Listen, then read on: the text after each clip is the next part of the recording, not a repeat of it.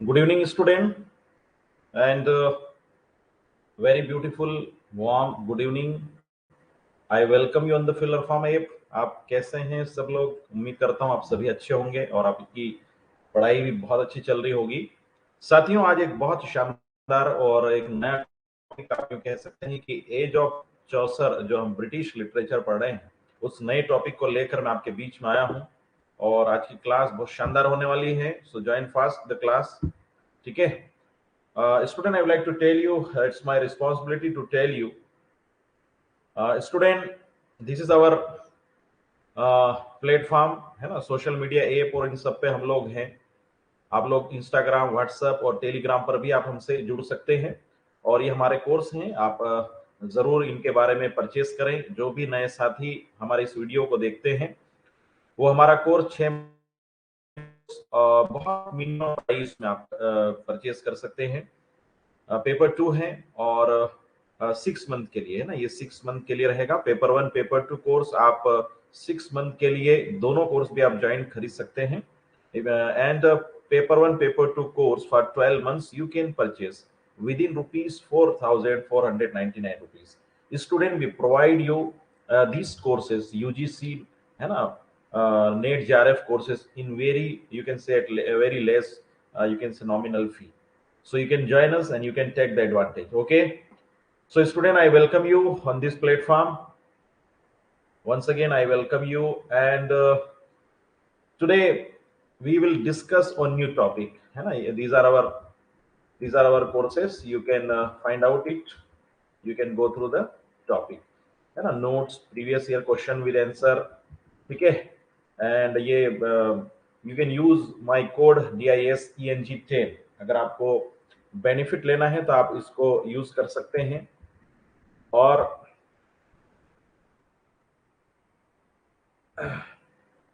Student, this is about me. Here I am. Once again, I would like to tell you, here I am Dinesh Kamli Brahmane. I have qualified UGC NET, and right now I am pursuing PhD, as well as I have done MA in sociology also. And I have been awarded by the government of India, as well as I have 15 years of teaching experience. Student, you can join. And I would like to tell you, student, I have also worked as a assistant professor ad hoc in government college of Madhya Pradesh. ठीक है, so student, let us move ahead. आज की class को हम थोड़ा सा आगे बढ़ाते हैं।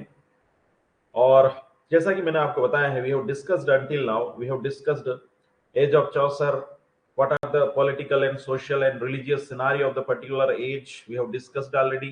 हमने बात करी कि जो एज ऑफ चौसर है उसका पॉलिटिकल, सोशल, रिलीजियस सिनारियो क्या था, हमने बात करी। Then we discussed about Geoffrey Chaucer. Student, we discussed about Geoffrey Chaucer, and Geoffrey Chaucer has written one of the most popular poem, that is Canterbury Tales. ठीक है, as well as he has written many more other works like the Book of the Duchess, the Legend of Good Women. ठीक है, so these are the some of them, these are famous works written by Geoffrey Chaucer. As well as I have discussed about, we have discussed in detail Canterbury Tales. हमने Canterbury tales को बहुत detail में पढ़ा है। और Canterbury tales में हम लोग जो है स्टूडेंट, हमने जो पढ़ा है उसमें आप देख सकते हैं कि हमने सारी जो कैंटरबरी टेल्स के बारे में 30 पिलग्रिम्स, जो एक थॉमस बेकेट के जो पर्टिकुलर एक स्थान है, बहुत हॉली प्लेस है कैंटरबरी, वहां पर जाते हैं। नरेटर जॉफ्री चौसर सबसे सबको बताता है कि हम चुपचाप जाएंगे, आएंगे तो बोर हो जाएंगे, क्यों ना हम लोग जो है कुछ कहानियां सुनाएं, कुछ इंटरटेन करते हुए जाए। तो 30 पिलग्रिम्स ने ये तय किया कि जाते टाइम प्रत्येक पिलग्रिम्स, प्रत्येक तीर्थयात्री 2 स्टोरी सुनाएगा और आते टाइम 2। तो इस तरीके से प्रत्येक पिलग्रिम 4 सुनाएगा। तो इस तरीके से 4 3 12, 120, 30 into 4 है ना, 120 जो टेल्स हैं वो लिखना था। लेकिन जॉफ्री चौसर की इसके पहले ही डेथ हो गई, तो he has written only 24 tales, and some of the most important tales we have discussed, है ना। कुछ महत्वपूर्ण टेल्स के बारे में हमने स्टूडेंट चर्चा करी है। सो आइए हम लोग बात करते हैं, हम लोग बात करें स्टूडेंट। तो जो जॉफ्री चौसर हैं, उनके अलावा एज ऑफ चौसर में कुछ और महत्वपूर्ण राइटर्स हैं, पोएट है, उनकी हम चर्चा आज करेंगे स्टूडेंट। ठीक है, उनमें पहला नाम है स्टूडेंट विलियम लैंगलैंड। जॉफ्री चौसर की एज, ये देखिए एज क्या है, एज ऑफ चौसर 1340 टू 1400, यहाँ पर देखिए 1332 टू 1400 है ना, उसी एज में है विलियम लैंगलैंड। ये बहुत मेजर मतलब बातें इनकी हम चर्चा करेंगे। So when we talk about William Langland, जब हम इनके बारे में बात करें, तो William Langland was born probably near Malvern in Worcestershire, the son of poor freeman। ठीक है, तो ये इनके बर्थ के बारे में है, प्लेस है, ठीक है, और बहुत ज्यादा पुअर फ्री मैन, आप कह सकते हैं बहुत ज्यादा अमीर नहीं थे। इनकी डेट ऑफ डेथ भी अननोन, आप मतलब हालांकि ये एक अप्रोक्सीमेटली है, ये जो दी गई है 1400 है ना, ये डेट एग्जैक्ट अभी नहीं है, लेकिन अप्रोक्स डेट जो है वो माना जाता है। विलियम लैंगलैंड को आपको जानना है student, he wrote only one famous work, है ना, मतलब हालांकि कुछ लोग अभी भी डाउट करते हैं, लेकिन फिर भी ये अब तय है, इनके द्वारा एक बहुत ही फेमस वर्क लिखा गया है, उसका नाम है the visions of Piers the Ploughman. Remember the visions of Piers the Ploughman, this work is written by William Langland. Remember student, this work is written by William Langland, the visions of Piers the Ploughman. ठीक है, बहुत प्यारी आप कह सकते हैं ये work है, और इस वर्क को आप लोग पढ़ सकते हैं, जान सकते हैं, करेंट सिनारियो को बताता है। ठीक है, the visions of Piers the Ploughman written by William Langland in age of Chaucer. The visions of Piers the Ploughman will search for Piers falling asleep on Malvern Hills. इसमें Ploughman का मतलब, प्लॉमेन का मतलब आपने देखा होगा खेती किसानी करने वाला, फसल काटने वाला कह सकते हैं आप।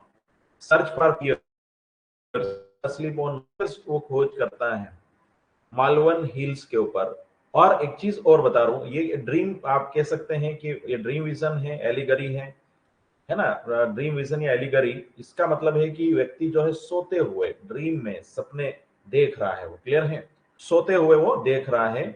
तो यहां पर आप कह सकते हैं the visions of Piers the Ploughman will search for Piers falling asleep on Malvern Hills, है ना। तो यहाँ पर दो तरीके के सपने हैं। पहला सपना तो वो जो है मालवन हिल्स के ऊपर देख रहा है।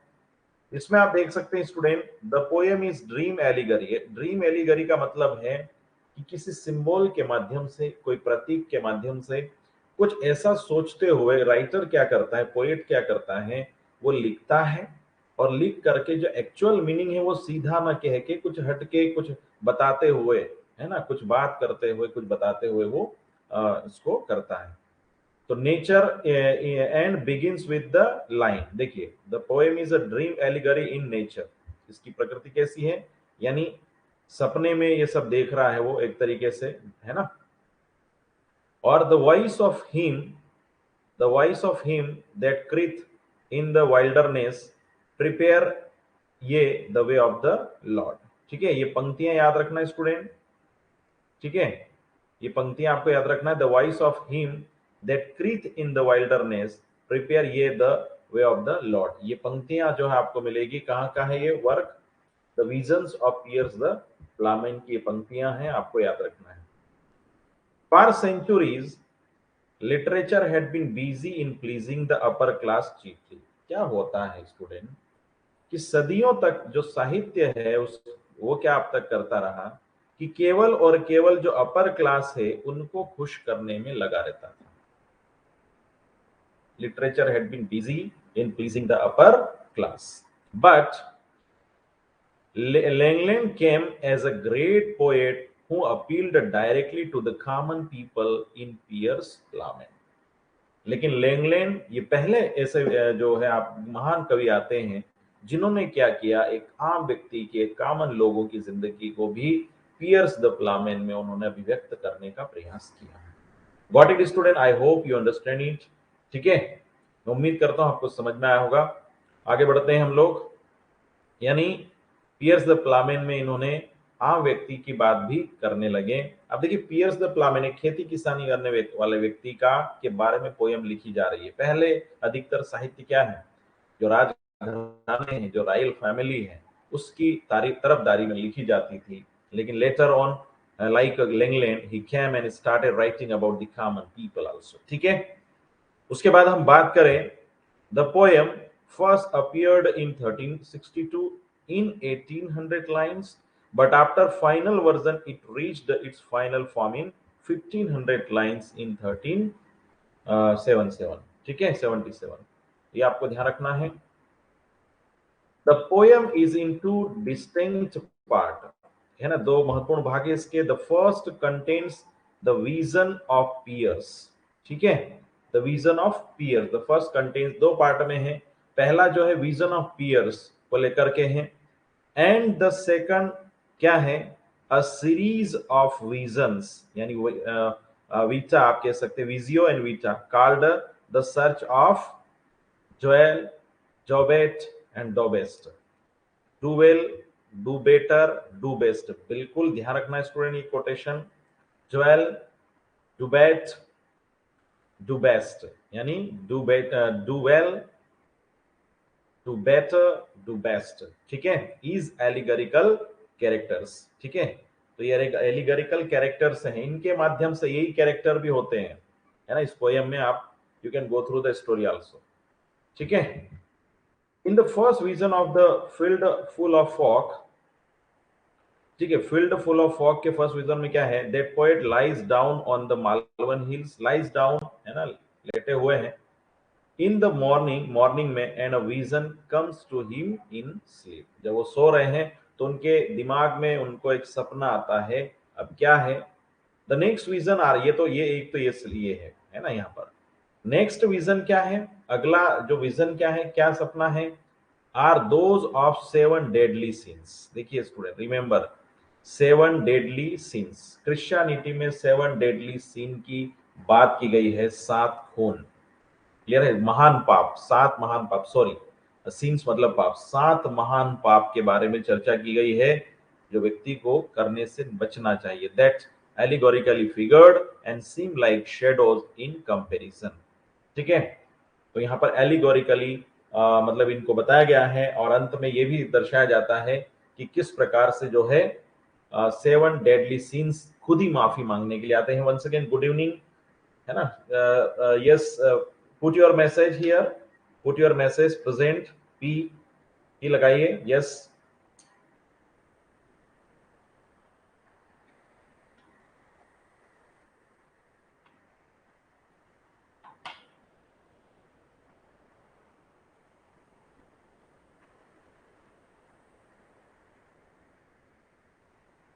यस, अपनी प्रेजेंट के लिए पी लिखिए फटाफट, क्विक, राइट डाउन इट।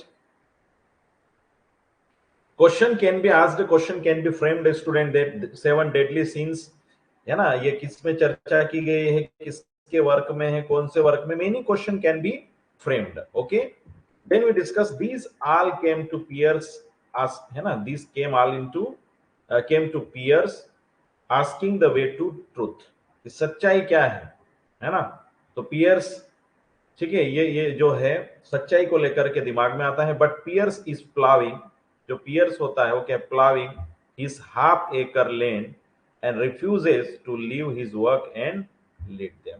ठीक है, वो अपनी फसल को जो है ना, आप कह सकते हैं पूरे आधे एकड़ जमीन में फसल से संबंधित काम कर रहा है, और वो उसको जो है refuse to leave his work, अपने काम को छोड़ने से मना करता है। स्टूडेंट, खेती किसानी का काम हो, कोई भी काम हो, है ना, तो यहाँ पर जो है आगे आप देख सकते हैं द 7 डेडली सीन्स आर, ये जरूर याद रखना, pride, luxury, envy, wrath, avarice, gluttony and sloth, है ना, सारे ये सीन्स के बारे में आप जरूर पता करें, जाने।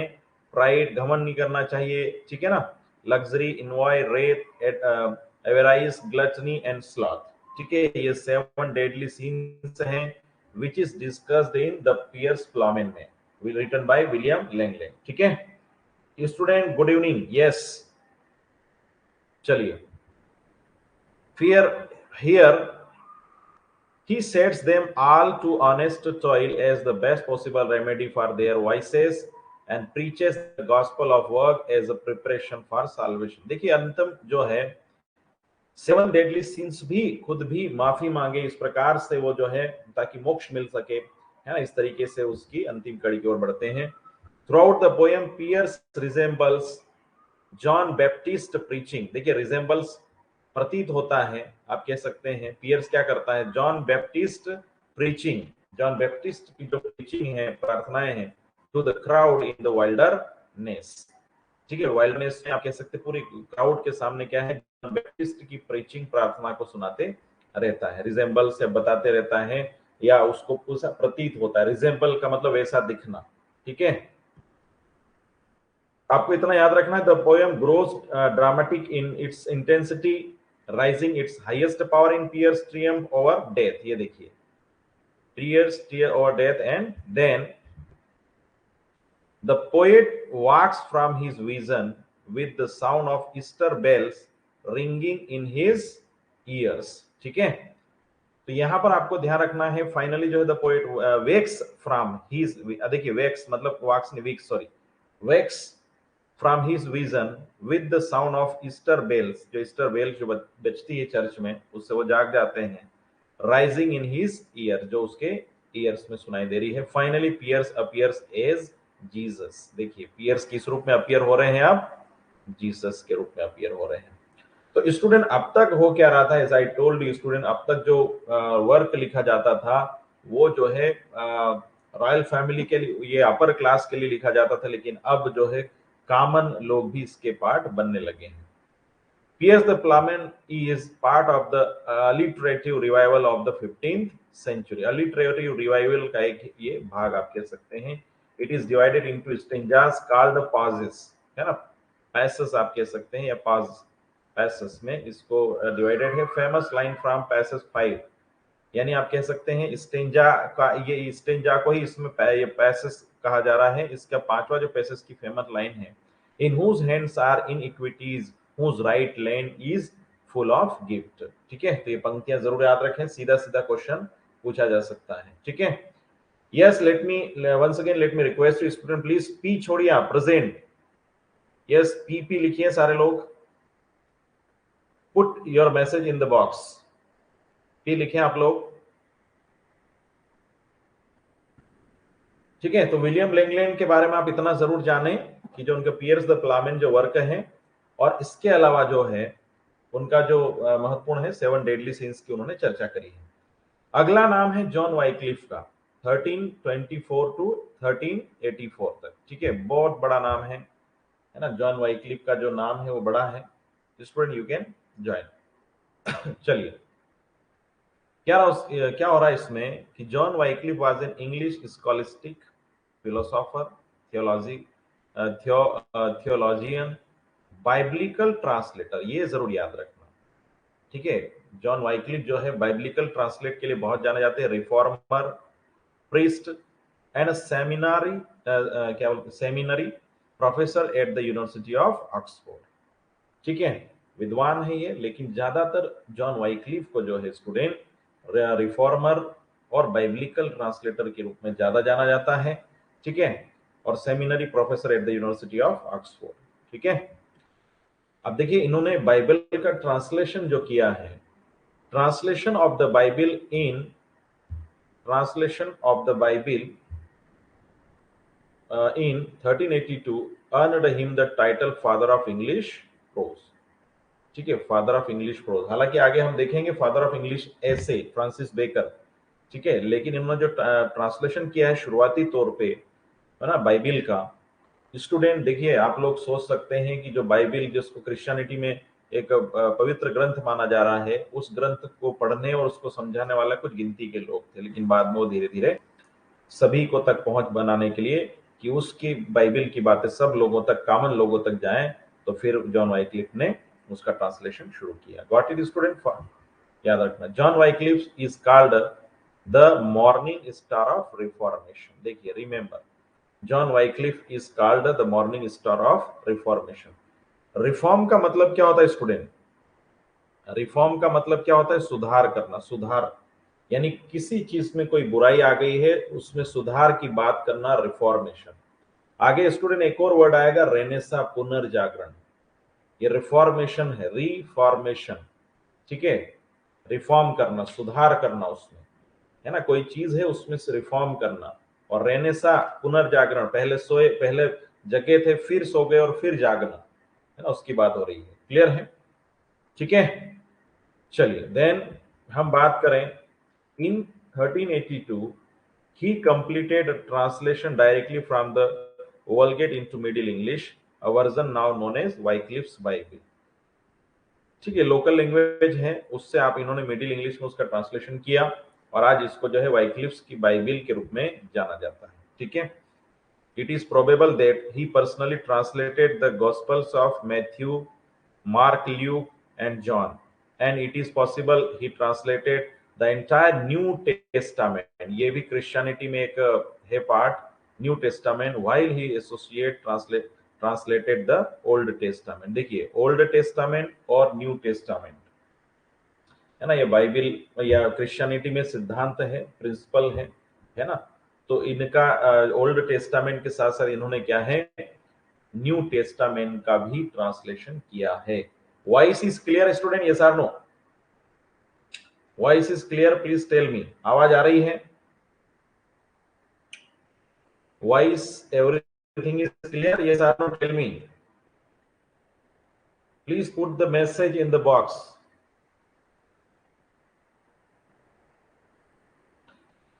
आवाज आ रही है स्टूडेंट? यस और नो? टेल मी।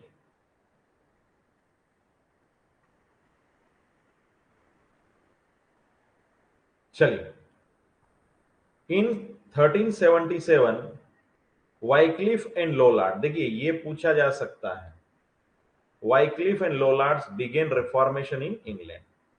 अब ये लोलार्ड्स क्या है आगे हम देखेंगे, है ना, ये क्या है इसके बारे में आगे चर्चा करेंगे।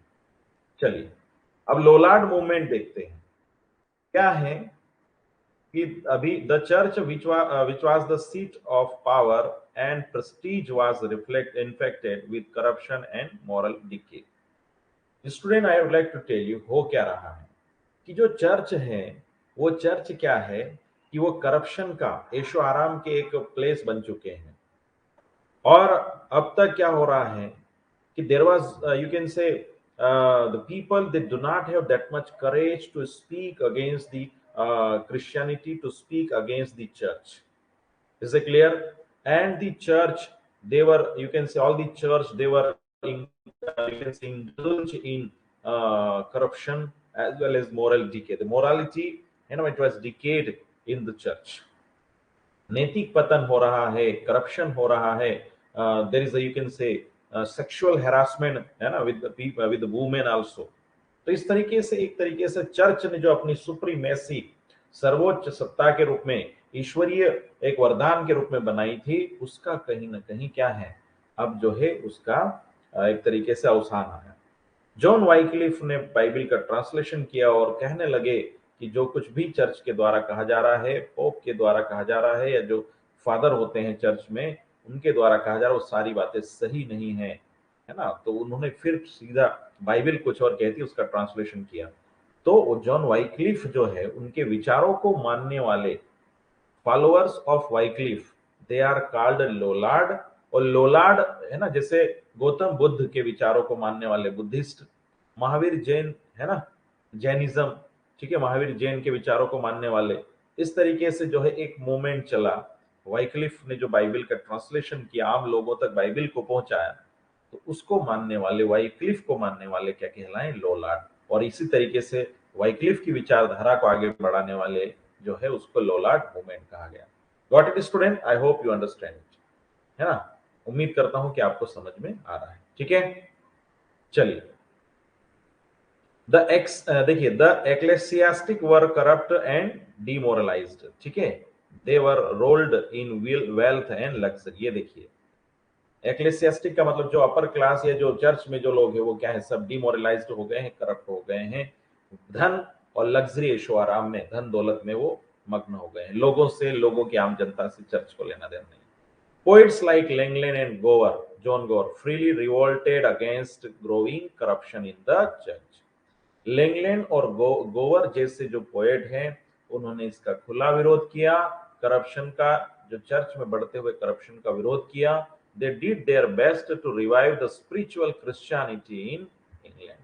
लैंगलैंड और गोवर ने प्रयास किया कि जो स्पिरिचुअल क्रिश्चियनिटी है, जो क्रिश्चियनिटी की जो पावर है, उसको फिर से स्थापित किया जाए। ठीक है, I hope you understand it. Then when हम बात करें, John Wycliffe challenged the authority of the Catholic church. John Wycliffe ने क्या किया? John Wycliffe challenge the authority of the Catholic church. देखिए student, you can see John Wycliffe ने Catholic church की authority को, देखिए कैथोलिक चर्च की authority को चैलेंज किया, चुनौती दी। स्टूडेंट आप जानते हैं मोटे मोटे रूप में क्रिश्चियनिटी में भी एक प्रोटेस्टेंट है और एक कैथोलिक है। आप जानते हैं स्टूडेंट, शायद कैथोलिक और प्रोटेस्टेंट इसमें भी इस तरीके से डिवाइडेशन हो गया है। तो कैथोलिक क्या होते हैं? Catholic they are tradition followers, you can say Catholic are those who follow tradition, who don't agree with change, who do not want any kind of change. They just follow, you can say, traditional principles. They do not want any kind of change in the church as well as in the religion. Catholic वो लोग हैं जो किसी प्रकार का परिवर्तन नहीं चाहते हैं, जैसा है वैसा ही धार्मिक जो है, आध्यात्मिक जो बातें उसको वैसी लागू की जाए, किसी प्रकार के चेंज या परिवर्तन नहीं चाहते। परिवर्तन के विरोधी कैथोलिक है। But there are other Protestants, they talked about rights, they talked about you can say independence, they talked about change. They denied the supremacy of church, they denied the supremacy of king. They were, you can say, in favor of change. परिवर्तन के समर्थक, जो परिवर्तन के समर्थक थे वो जो है प्रोटेस्टेंट कहलाए। ठीक है, सो जॉन वाइक्लिफ क्या है? Challenged the authority of Catholic church, he sent throughout the country disciples. देखिए, throughout the country disciples, अपने जो डिसिपल्स हैं, अपने जो शिष्य है, उनको क्या पूरे देश में भेजा उन्होंने। who were called lollards or poor priest, यानी वो क्या कहलाए? लोलार्ड्स या गरीब प्रिस्ट, गरीब स्पीच देने वाले। टू स्प्रेड हिज टीचिंग्स, जो जॉन वाइक्लिफ के विचारों को, टीचिंग्स को, क्या है, ज्ञान को पूरे देश में फैलाएंगे। यही लोलार्ड मूवमेंट है। स्टूडेंट आपको ध्यान रखना है। ठीक है, आगे बढ़े हम। He encouraged them to seek their religion in Bible only. उन्होंने क्या, वाइक्लिफ ने किस बात पर जोर दिया? कि to seek their religion in Bible, Bible में ही अपने रिलीजन को ढूंढे। और फिर फॉर दिस पर्पस ही translated portions of the New Testament of the Bible from Latin to English. Basically the New Testament है, it was written in Latin, but Wycliffe translated New Testament, है ना, from Latin into English. So why? Because the most of the people, the common people, they can come to know about the real writings, real thoughts, real truths of the Bible. तो Bible में जो original लिखा गया है उसके बारे में जान सके। ठीक है, देन हम बात करें स्टूडेंट, अगले जो हमारे राइटर है, मेजर राइटर है, let me talk about John Mandeville. Student, John Mandeville. ठीक है, so let us discuss John Mandeville के बारे में हम बात करें। Sir John Mandeville is the supposed author of the Travels of Sir John Mandeville. Remember student, इनका एक तरीके से ट्रेवल्स के ऊपर, अपनी लाइफ में जो ट्रेवलिंग करी है उसको लेकर के इन्होंने लिखा है, the travels of Sir John Mandeville. यही इनकी एक फेमस बुक है। अ ट्रेवल मेमोरियल, यानी उन्होंने जो यात्राएं करी थी, एक तरीके से वो यादें हैं, which first circulated between 1357 and 1371. The earliest surviving text is in French. ये देखिए, शुरू में ये जो टेक्स्ट था वो फ्रेंच में था, later on it was translated into English. Got it? देखिए, in the prologue of the English version, जब इंग्लिश का जो वर्जन है उसमें जो इंट्रोडक्शन है, प्रोलॉग है, तो author calls himself John Mandeville. ठीक है, शुरुआत में जो इंट्रोडक्शन लिखा जाता है बुक्स के पहले, चैप्टर के पहले जो भूमिका आप कह लो, इंट्रोडक्शन कह लो, उसमें अपने आप को वो ऑथर क्या है, जॉन मैंडेविले कहता है, gives an outline of his wide travels during 30 years. देखिए, and gives an outline of his wide travels during 30 years. You can say he traveled for 30 years. And actually थोड़ा सा अभी भी doubt है कि ये जो the travels of Sir John Mandeville ये इन्हीं का वर्क है या कोई और है, लेकिन ऑथर खुद अपने आप को जॉन मेंडेविले के रूप में प्रस्तुत करते हैं, तो इस तरीके से हम मान सकते हैं कि इन्हीं का वर्क है। 30 वर्षों तक इन्होंने जो यात्राएं करी थी उस बारे में है। स्टूडेंट आप देख सकते हैं French travels of Sir Mandeville, French travels of Sir Mandeville were translated by Jean G Bourgogne into English in 1377। Basically है ना, ये फ्रेंच आप देखिए यहाँ पर surviving text is in French, ठीक है। बाद में इसको जीन जे बॉर्गोन के द्वारा क्या है इनको इंग्लिश में ट्रांसलेट किया गया है, ये आपको ध्यान रखना। Dear student I hope you understand it, ठीक है। I hope you understand it, student.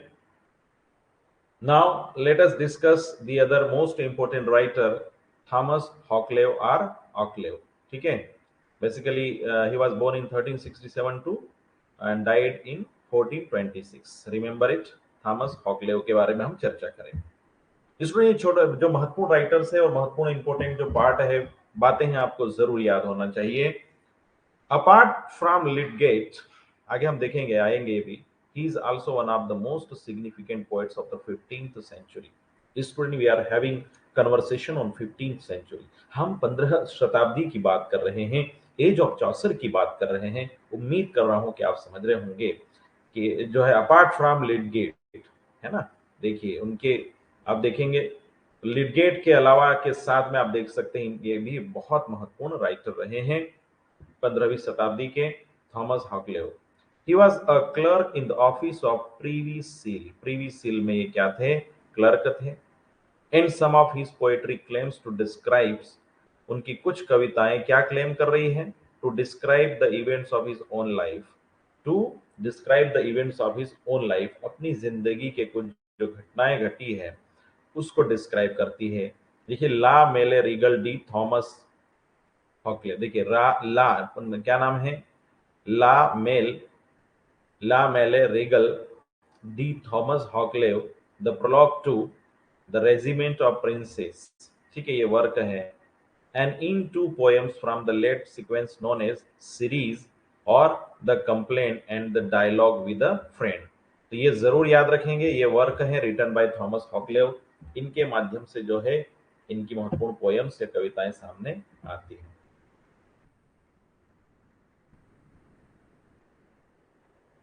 ठीक है स्टूडेंट, चलिए then we will discuss about he also praises Chaucer, देखिए in the regiment of princes written by Thomas Hockley, है ना, ये देखिए ठीक है, यहाँ पर आप देख सकते हैं द रेजिमेंट ऑफ प्रिंसेस, इसमें इन्होंने जो लिखा है थॉमस हॉकले ने, सिंपल वर्क पूछा जा सकता है स्टूडेंट, इसमें उन्होंने चौसर की बहुत तारीफ करी है। स्टूडेंट अभी हम आपको एक बहुत शानदार आगे का जो चैप्टर है 15th सेंचुरी की जो फीचर्स है उसकी हम चर्चा करेंगे, क्योंकि 15वीं शताब्दी बहुत उथल पुथल भरी रही है और वहां से एक नए दौर की शुरुआत होती है, रिफॉर्मेशन की शुरुआत होती है, रेनेसा की शुरुआत होती है, एक नए युग का आरंभ होता है। Hockley poetry also included the translations from Christian D. Pizan, है ना, ये फ्रेंच पोएट है, यहाँ देखिए from Christian de Pisan, include the translations from Christian de Pisan, ये फ्रेंच पोएट है, यहाँ से भी इन्होंने हॉकले ने ट्रांसलेशन किया। एज आपको मैंने जैसा कि बताया है कि शुरू में जो है आप देख सकते हैं स्टूडेंट, इन्होंने क्या किया है कि जो वर्क है उन सारे वर्क जो है फ्रेंच का बहुत बड़ा रोल रहा है इंग्लिश में, है ना, इन्होंने तो धीरे से फ्रांस में भी बहुत सारे राइटर्स पोएट जो है इंग्लिश फ्रेंच में भी लिखना शुरू किया, है ना, तो बाद में जो है उन्होंने इंग्लिश में उसका ट्रांसलेशन हुआ है। क्लियर। अब हम बात करें अगले जो हमारे राइटर है पोएट है जॉन लिडगेट, जॉन लिडगेट्स 1372 1451 तक, ठीक है, अगला नाम है। आइए देखते हैं क्या कह रहे हैं इनके बारे में। John Lydgate of Bury was a monk and poet, monk का मतलब है जो आप कह सकते हैं कि चर्च में एक बड़े पद पर हैं। बॉर्न इन लिडगेट है ना। ये देखिए कहां पर जन्म हुआ इनका, लीडगेट में, नियर हैवर हिल, सफोक, इंग्लैंड में। कहां पर? इंग्लैंड में। Lydgate's poetic output is prodigious, amounting at a conservative count to about 1 lakh 4500 1,45,000 lines. ठीक है, इनका एक वर्क लिखा है, पोएटिक आउटपुट है इनका, prodigious, amounting at a conservative count. ठीक है, कंजर्वेटिव का मतलब है जो परंपरागत रूप से मानने वाले हैं। His position is a man of letters rather than as a major poet. Man of letter का मतलब है लेटर फॉर्म में बहुत सारा लिखा है इन्होंने, इसलिए। Perhaps his greatness fame lies ironically in his praise of Chaucer। देखिए इन praise of Chaucer में इनका सब ज्यादा इनकी सबसे बड़ी महानता झलकती है। इनके जो मेजर वर्क्स हैं उसमें आप देख सकते हैं the complaint of the black knight. ये देखिए मोस्ट इंपोर्टेंट वर्क है, ध्यान रखना है, the complaint of the black knight. Remember it, it is modelled on Chaucer's the book of the duchess. जो the book of the duchess जो Chaucer के द्वारा लिखी गई है उसी के इर्द गिर्द ये लिखा गया है। अगला है the temple of glass. The temple of glass, the temple of glass indebted to the house of fame, है ना। ये देखिए to the house of fame, the temple of glass. ये देखिए जॉफ्री चौसर के ही बहुत सारे वर्क जो है इन्होंने वो उसी का एक आधार बना के जॉफ्री चौसर ने जैसा लिखा वैसा लिखने का प्रयास किया है। द टेम्पल ऑफ ग्लास क्या है? द हाउस ऑफ फेम किसके द्वारा लिखाया है? आई एम आपको एक क्वेश्चन छोड़ रहा हूं, आप इस द हाउस ऑफ फेम किसका है आप जरूर देखें, याद ही है, सामने ही answer. Reason and sensuality an allegory book, है ना। रीजन एंड सेंसुअलिटी ये जो है ये भी जॉन लिथगेट के द्वारा लिखा गया है। उसके बाद में हम बात करेंगे student features of 15th century literature. Most important topic रहेगा ये, features of 15th century literature. ठीक है, तो थोड़ा सा एक बार हम लोग रिवीजन की तरफ एक बार फिर से जाएं। लेट मी रिवाइज यू, है ना, let me revise you student.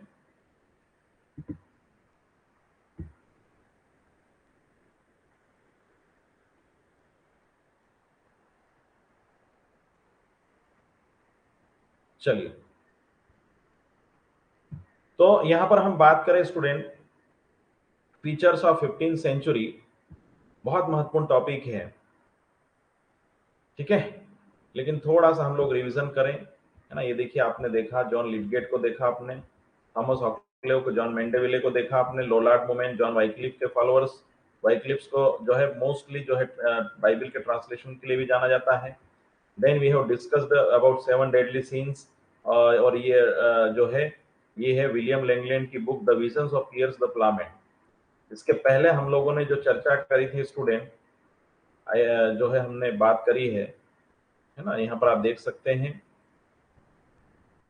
ठीक है, ये देखिए पार्टनर्स क्लब। इसके पहले हमने जो चर्चा करी कैंटरबरी टेल्स की, महत्वपूर्ण टेल्स के बारे में मैंने आपसे चर्चा करी student. I have discussed major tales written by Geoffrey Chaucer in Canterbury Tales. जो महत्वपूर्ण जो टेल्स हैं उसकी हमने चर्चा करी थी, है ना। आप देख सकते हैं उसमें जैसे फिजिशियन की टेल है, फिर फ्रैंकलिन्स प्रोलॉग है ना, ये सारा हमने चर्चा करी है। Got it? I hope you understand it student, और उम्मीद करता हूं कि आप लोग, कल हम लोग जो है in next class we will discuss the features of the particular era. ठीक है, एक बार फिर से आप रिवीजन कर लें। William Langland 1332 to 1400। ठीक है, इनका जो वर्क है the visions of Piers the Ploughman, है ना। ये सपना देखते हैं मारो मेलवर्न हिल्स के ऊपर सोते हुए कुछ सपने देखते हैं, और उसमें जो है यहाँ पर ये the search of Dowel Dobest Dobet and do best, do well do better and do best as allegorical characters. ठीक है, 7 डेडली सीन्स की चर्चा होती है यहाँ पर स्टूडेंट, इसमें आपको जरूर याद रखना है। ये 7 डेडली सीन्स क्या क्या है आप देखिए इसमें, pride, luxury, envy, wrath, avarice, gluttony and sloth, these are the 7 deadly sins, remember it. ठीक है, तो जो है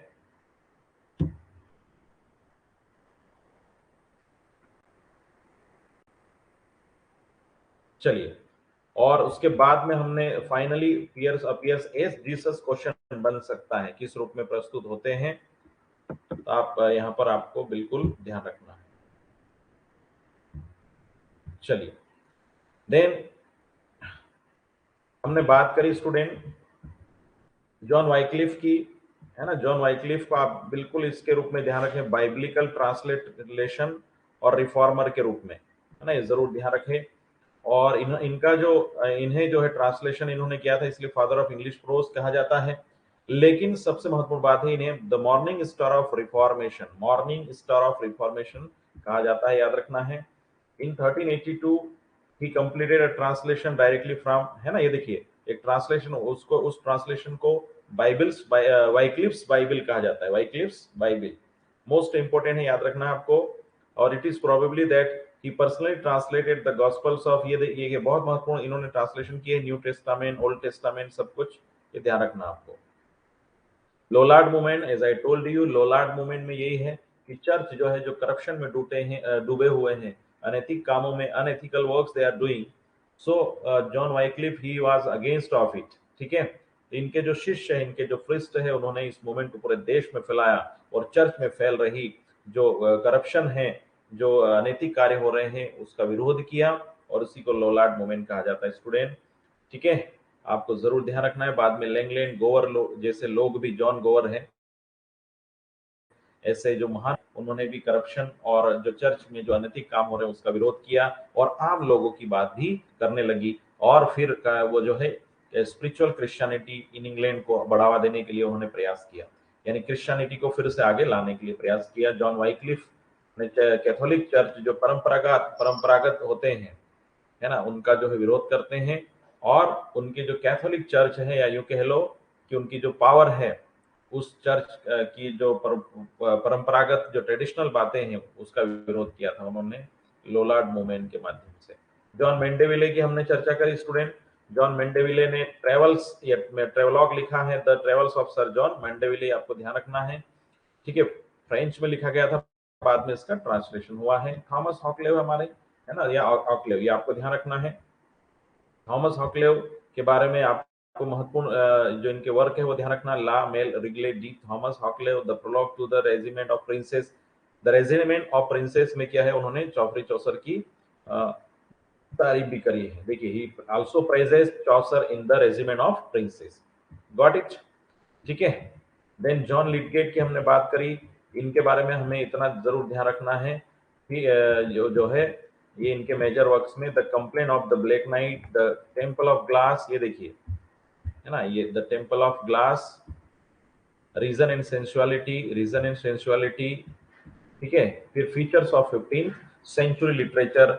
आपको मैं आपको एक चीज यहाँ पर, one thing I would like to tell you student, features of 15th century we will discuss, 15th century literature student. ये वो once again let me remind you, यहाँ पूरा ये क्या है, ट्रांजिशन पीरियड है। In beginning classes I have discussed that ये जो एरा है, ये जो एरा है, ये जो पीरियड है, टाइम पीरियड है फॉर 15th सेंचुरी, है ना, तो ये क्या है, पूरा ट्रांजिशन पीरियड, संक्रमण काल है।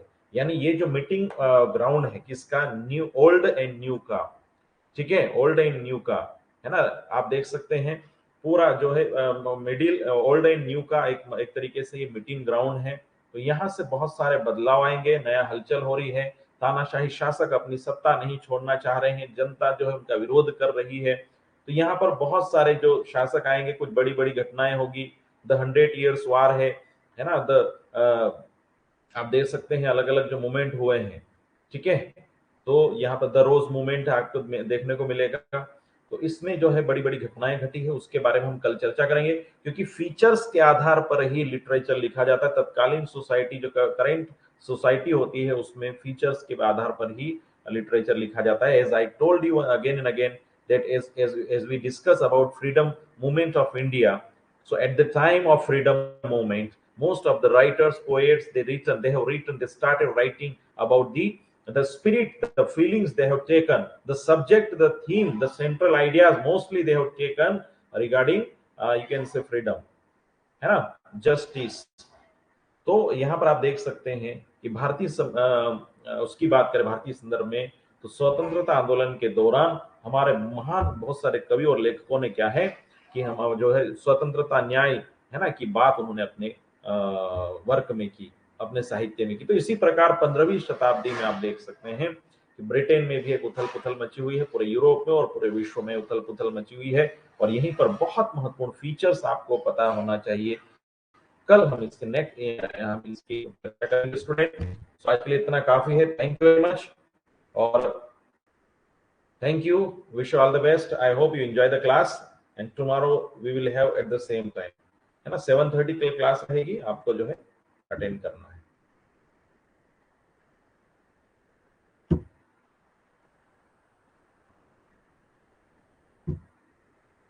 So it's enough for today. कल हम लोग मिलते हैं। Thank you. चलिए।